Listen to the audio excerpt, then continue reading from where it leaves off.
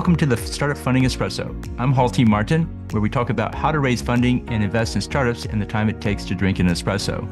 If you have a question about startup funding or investing, please go to the website, startupfundingespresso.com, and type in your question into the chat bot in the lower right corner to receive an answer.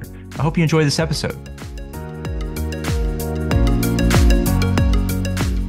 Hello, this is Halti Martin with the Startup Funding Espresso, your daily shot of startup funding and investing.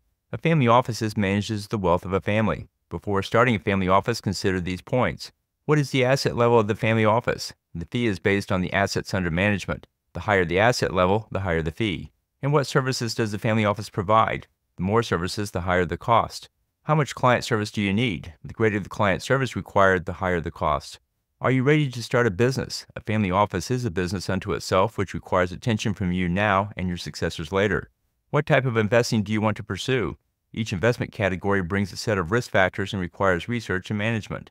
Do you want to create a sustainable business? This requires creating a succession plan and recruiting people who can carry on the business. Before setting up a family office, consider these points to determine if you should and how you should do so. Thank you for joining us for the Startup Funding Espresso, where we help startups and investors connect for funding. Let's go start listening to today.